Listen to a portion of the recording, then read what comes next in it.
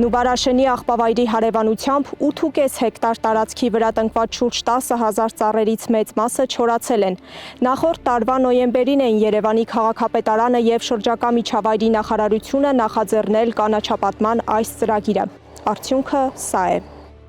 8.5 հեկտարը համարժեք է 12 ֆուտբոլի դաշտի։ Այս ծավալի անտառ-պուրակի ստեղծման համար ընդհանուր 212 միլիոն դրամ է նախատեսվել, 100 միլիոնը շրջակա միջավայրի նախարարության բնապահպանական հարկերից, 112 միլիոնը Երևանի համայնքային բյուջեից։ Կապալառուին Բերչին ընկերությանը արդեն վճարվել է ավելի քան 37 միլիոն դրամ։ Քաղաքապետարանը ծրագրի ձախողումը կապում է ոռոգման ջրի խնդիրների հետ։ Կապալառուն պնդում է ջուրը ուշ են տրամադրել, իսկ որոշ փուլերում ոռոգումը սեփական միջոցներով են իրականացրել։ Ոռոգման սեզոնը ուշ է բացվել, ջուրը մինչև տվել են, ծառերը արդեն չի ամրացել։ Մեր միջոցներով բերել ենք, ջրել ենք։ Ոռոգման ջուրը պետք է ապահովեր ջրօգտագործողների ընկերությունը։ Նուբարաշենի ոռոգման համար պատասխանատուից մեկնաբանություն ստանալ չհաջողվեց։ Անորդը ժամանակավորապես անհասանելի է։ Խնդրում ենք զանգահարել ավելի ուշ։ Գարունը լավագույն ժամանակը չէ ծառ տնկելու համար, ասում է բնապահպանության վարչության պետը։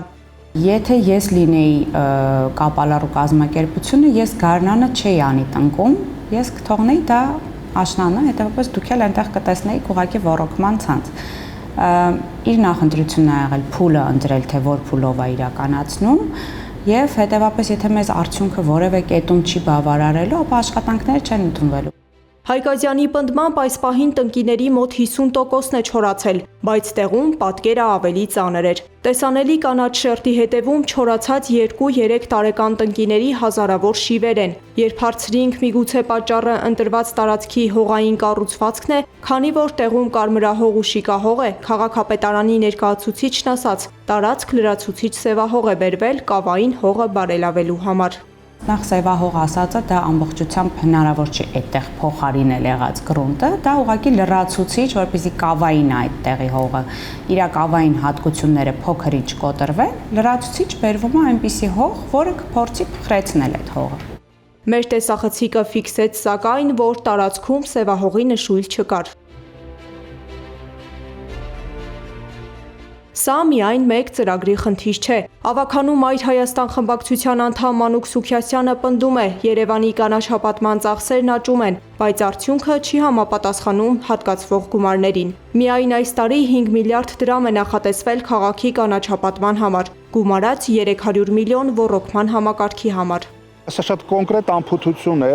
սա կոնկրետ պետական եւ համայնքային միջոցների վատնում է, թե որքան մարդու գրպան են մտել այդ բարձրացված գույքահարկով, որ բերեք ավելին վճարեք, որ քաղաքի սեփական եկամուտները ավելանան, որ մենք էկոլոգիայի հարց լուծենք, կանաչապատման հարց լուծենք, խնդրեմ, եթե ինչ-որ մեկը տեսնում է այդտեղ կանաչապատման լուծված հարց, ես շատ կուզենայի այդ մարդու լավատեսությունից ունենալ, սա կոնկրետ անփութություն է, սա անփութություն է պաշտոնեական, սա վատ աշխատանքի, վատ կառավարման,